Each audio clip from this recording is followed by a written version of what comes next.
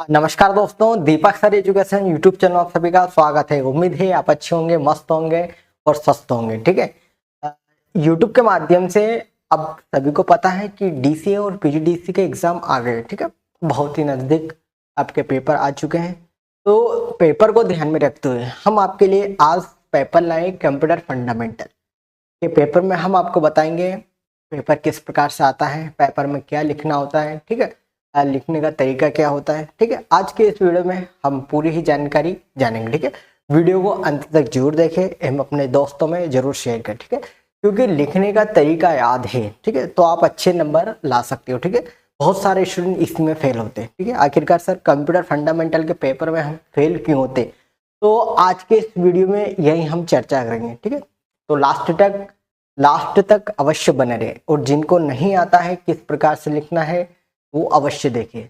देखिए बेटा, ये हमारा रहेगा वार्षिक पेपर। ठीक है, इसमें हम सिखाएंगे डीसीए फर्स्ट सेम। ठीक है, ये 2025 का पुराना पैटर्न है। ठीक है, ये जो अभी स्टूडेंट ने दिया ना वही पेपर आपके सामने आज हम बताएंगे आपको। ठीक है, ये हमारा रहेगा कंप्यूटर फंडामेंटल। ठीक है, ये हमारा 23 और 24 का पेपर है। ठीक है, अब समथिंग हमारा पूर्णांक रहेगा कंप्यूटर फंडामेंटल का रहेगा बेटा 80 नंबर का। ठीक है, इसमें हमें लाने होते हैं 32। ठीक है, हमें पासिंग लाने होते हैं 32 नंबर। ठीक है, अब समय आपके पास 3 घंटे का रहेगा। ठीक है, सभी के समय फिक्स है, 9 से 12 है, किसी का दोपहर में। ठीक है, तो हम आगे बढ़ते। ठीक है, हम आगे बढ़ते। पहले ही फ्रंट में हमारा पहला ही फ्रंट बहुत अच्छे तरीके से आपके सामने दिख रहा है। ठीक है, ये हमारे, ठीक है बेटा, यहाँ पे आपके रोल नंबर फिल करना होता है आपको। ठीक है, इस प्रकार से आएगा आपका फ्रंट पेज। ठीक है, पेपर का। तो और जानते हैं इसके बारे में आगे। सबसे पहले आता है इस प्रकार से रोल नंबर फिल करने के बाद ये आता है डिप्लोमा इन कंप्यूटर एप्लीकेशन। ठीक है, यहाँ लिखा रहेगा बेटा फर्स्ट सेमेस्टर। ठीक है,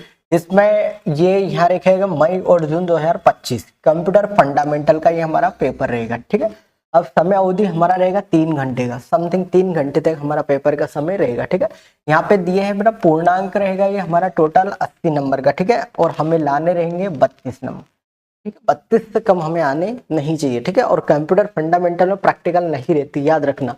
तो निर्देश है, ठीक है, सभी प्रश्नों को हल करना अनिवार्य है, ध्यान पूर्वक सभी को पढ़िए। ठीक है, जो पहले इंट्रो जो देते हैं फ्रंट पेज पेपर वाले, इसी प्रकार से हमारा पहले इंट्रो। ठीक है, तो हम आते हैं हमारे सबसे इंपॉर्टेंट क्वेश्चन की ओर। ठीक है, ये रहेगा हमारा फर्स्ट यूनिट का। ठीक है, इसमें यूनिट बाय यूनिट आएगी। ठीक है, फर्स्ट यूनिट में कितने सब्जेक्ट है, नहीं सॉरी, फर्स्ट यूनिट में कितने क्वेश्चन आएंगे। ठीक है, सेकंड यूनिट में कितने क्वेश्चन आएंगे, इस प्रकार से ये हमारी रहेगी बेटा फर्स्ट यूनिट। अब पहला क्वेश्चन बहुत ही इंपॉर्टेंट, ठीक है, सभी को दिख रहा होगा। देखिए, पहला है कंप्यूटर सिस्टम की प्रमुख विशेषताओं का वर्णन कीजिए। अब बहुत सारे के माइंड में ये भी आ रहा होगा सर विशेषता तो आपने पढ़ा ही नहीं। ठीक है, वही पूछ रहा है जो मैंने आपको पढ़ा है। ठीक है, वो यही घुमा फिरा के पूछेगा आपसे। उसके बाद विशेषताएं, साथ ही कंप्यूटर के सिस्टम की सीमाओं की भी व्याख्या करिए। देखिए, उसने पूरा ही पलट दिया, मतलब पूरी ही बाजी पलट दी उसने। देखो, कंप्यूटर से यहाँ पे आनी चाहिए कंप्यूटर डेफिनेशन, यहाँ पे आना चाहिए कंप्यूटर सिस्टम के 4 पार्ट्स के नाम लिखिए और उसका पूरा। सर ऐसा ना लिखते हुए उन्होंने घुमा क्यों दिया। ठीक है, वही चीज पूछी है, बार बार बोल रहा हूँ आप सभी से, वही चीज पूछी है उन्होंने। ठीक है, बस थोड़ा सा उन्होंने घुमा दिया है। कंप्यूटर सिस्टम की विशेषता में आ जाएगा हमारा कंप्यूटर सिस्टम क्या कार्य करता है। ठीक है, उसमें आप डेफिनेशन भी लिख के आ सकते हो। ठीक है, और ये उसकी सीमाओं की वर्णन कीजिए। ठीक है, मतलब कंप्यूटर के बारे में ही बोल रहा है आपसे तो। ठीक है, स्पेस चलिए आ रहा है, ये फर्स्ट यूनिट हो गए हमारे। अब दूसरी यहाँ पे और आ जाता है बेटा, क्या आ जाता है, और मतलब अथवा। ठीक है, तो हमें कंप्यूटर प्रणाली में मेमोरी क्या होती है मैंने पढ़ाया आपको। ठीक है, मेमोरी क्या होती है, विभिन्न प्रकार की मेमोरी को विस्तार पूर्वक समझाइए। एक तो टॉपिक आ गया हमारा कंप्यूटर का और एक टॉपिक आ गया हमारा मेमोरी का। ठीक है, तो ये दोनों में से आपको एक करना है।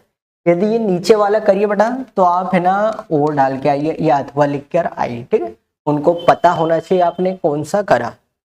दोनों ही बहुत सरल, दोनों ही मैंने आपको पढ़ा है। ठीक है, ऐसे क्वेश्चन भी आएंगे जो मैंने आपको नहीं भी पढ़ा है। ठीक है, बस थोड़े से घुमा फिरा के पूछेंगे। ठीक है, तो आपको लिखने का तरीका मैंने सबको बताया। अब ये तो हो गई हमारी पहली यूनिट। ठीक, अब दूसरी यूनिट आ गई हमारी स्कैनर क्या होता है। ठीक है, पढ़ाया बेटा मैंने आपको। स्कैनर के विभिन्न प्रकार की व्याख्या कीजिए, साथ ही स्कैनर और प्रिंटर में अंतर भी लिखिए। ये लो सर, ये तो आपने पढ़ा ही नहीं, हमें स्कैनर क्या होता है। ठीक है, ये सब मैंने आपको पीडीएफ में प्रोवाइड कर दी, थ्योरी के माध्यम से सब पढ़ा चुका। ठीक है, ये वही आ गया। उसके बाद सबसे इम्पोर्टेंट और भी अपना जिंदाबाद है। देखिए किन्हीं 5 आउटपुट डिवाइस के नाम, ठीक है, विस्तार पूर्वक। देखिए कितना सरल आ गया क्वेश्चन।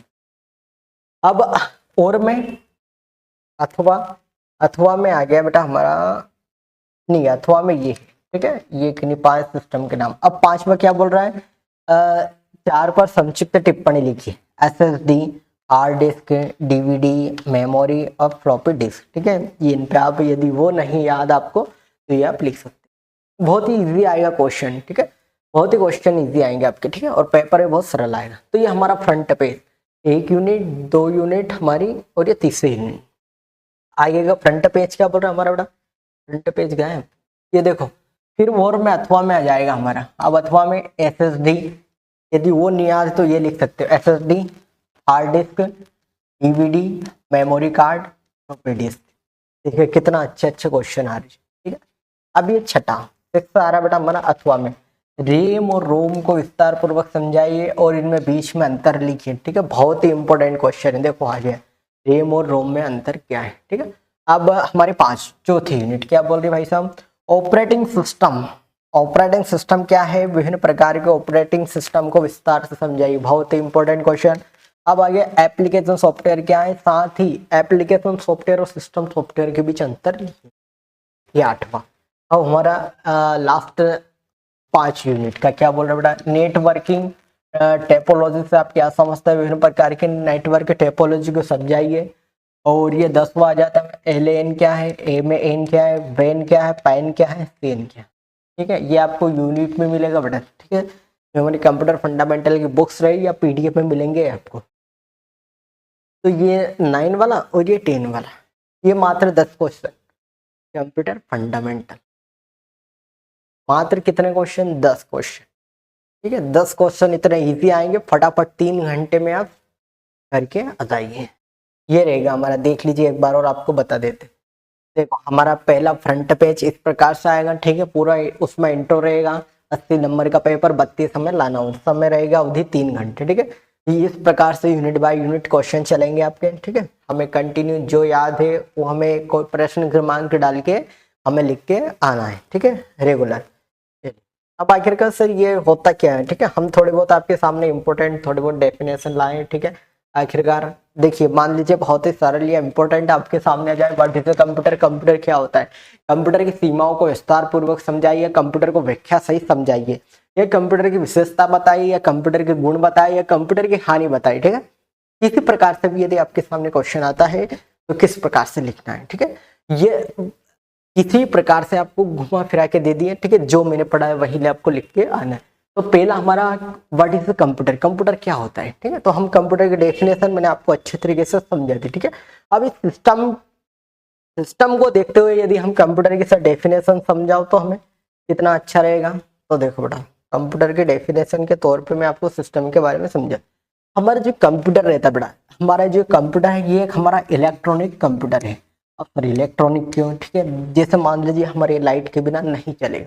जो हमारा कंप्यूटर है एक इलेक्ट्रॉनिक उपकरण है या एक इलेक्ट्रॉनिक मशीन है, ठीक है, जिसका उपयोग गणना करने के लिए किया जाता है, ठीक है।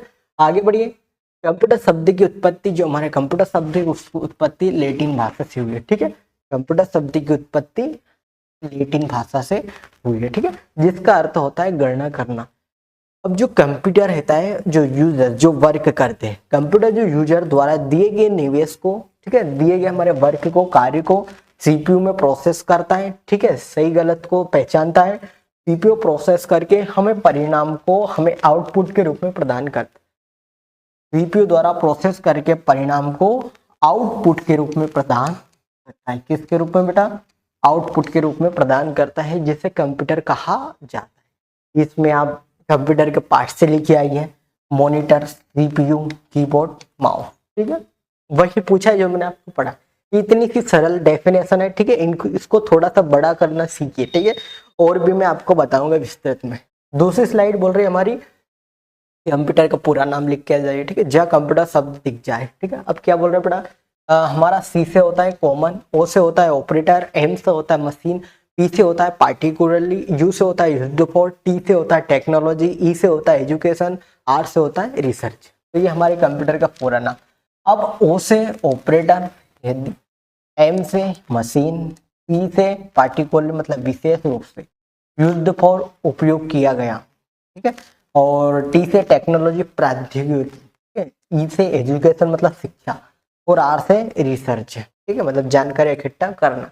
ये हमारी दूसरी स्लाइड आपके सामने कंप्लीट। अब तीसरा आ जाता है हमारे कंप्यूटर के 4 पार्ट से, में कीबोर्ड, माउस, सीपीयू। अब हम माउस के बारे में दिया जाए तो कितने अच्छे तरीके से मैं आपके सामने डेफिनेशन लाया, देखना। माउस अपने नाम के अनुसार ही, मतलब जो जैसा दिखता है उसके नाम के अनुसार ही कंप्यूटर का माउस दिखने में किसके समान होता है, चूहे के समान होता है। यह हमारे कंप्यूटर का इनपुट डिवाइस होता है। अभी पूछा था कि 4 इनपुट आउटपुट डिवाइस के नाम, ये माउस हमारा इनपुट डिवाइस, ठीक है। इसका इस्तेमाल मुख्य रूप से प्रोग्राम को हम चुन सकते हैं, चालू कर सकते हैं तथा बंद कर सकते हैं। करने में इसका उपयोग या इस्तेमाल किया जाता है, किसका, माउस का। माउस के जरिए हम कंप्यूटर को निर्देश दे सकते हैं, ठीक है, माउस के जरिए हम उसे निर्देश दे सकते हैं, और उसके बाद उसे हम मूव करके, ठीक है, थोड़ा सा प्रेस करके उसका इस्तेमाल किया जाता है, या उसे हम चला सकते हैं। ये हो जाता है बड़ा हमारा माउस। आगे क्या बोल रहा है हमारा कीबोर्ड। आखिरकार कीबोर्ड क्या होता है, ठीक है, हम 1 घंटा वर्क करके चल जाते हैं, पर आखिरकार हमारा कीबोर्ड होता है क्या। देखिए कीबोर्ड हमारा यह इनपुट डिवाइस है। 2 हो गए हमारे कीबोर्ड, माउस, ये हमारे इनपुट डिवाइस के अंतर्गत आते हैं, ठीक है। यह हमारे डाटा को इनपुट करने का काम करता है, ठीक है, मतलब जो भी हम वर्क करेंगे हमारे सामने स्क्रीन पे दिखाई देगा, ठीक है। इसका उपयोग कंप्यूटर को निर्देश देने के लिए किया जाता है, ठीक है। इसकी मदद से हम कंप्यूटर में लिखने का काम करते थे, हमारे सिस्टम को हम नियंत्रित कर सकते थे, ठीक है, उसे हैंडल कर सकते। हम कीबोर्ड की सहायता से कंप्यूटर को नियंत्रित कर सकते हैं एवं उसे हैंडल कर सकते हैं, ठीक है। कंप्यूटर की संरचना एक टेप राइडर की तरह होती है, ठीक है, जैसे मान लीजिए गले में टांग के करते सट, ठीक है, इस प्रकार से उसे कंप्यूटर की संरचना एक टेप राइडर की तरह होती है। कंप्यूटर जो हमारा सिस्टम है, कीबोर्ड को हम आसानी से चला सकते हैं। कीबोर्ड आएगा बेटा, कीबोर्ड को हम आसानी से चला सकते हैं। तो ये हमारे हो गए कीबोर्ड की डेफिनेशन बहुत ही अच्छे तरीके से। आगे मेमोरी, आखिरकार मेमोरी होता है, ठीक है, पिछले वीडियो में बताया मैंने, इसमें भी बताया मेमोरी होता है कंप्यूटर सिस्टम की वह इकाई जो सूचनाओं को स्थायी एवं अस्थायी रूप से स्टोर करके रखती है, ठीक है, इसे मेमोरी कहते हैं, ठीक है। स्थायी फिक्स भी रख सकती है और अस्थायी फिक्स भी नहीं रख सकती है। अब हमारे सिस्टम में मुख्यतः 2 प्रकार की मेमोरी होती है, एक तो प्राइमरी मेमोरी या सेकेंडरी मेमोरी। ये हमारी 2 मेमोरी हो गई। अब आगे आइए, ठीक है,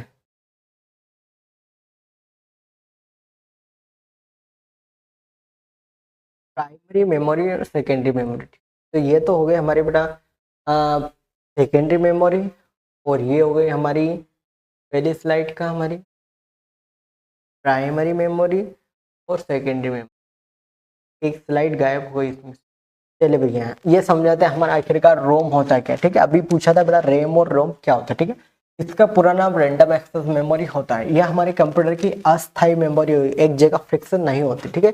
इसमें टाइप किया गया डाटा, जो भी हम टाइप करते हैं इसमें टाइप किया गया डाटा अधिक समय तक वह बिजली चले जाने पर बेटा मिट जाता है, ठीक है। अधिक समय तक वो बिजली चले जाने पर मिट जाता है।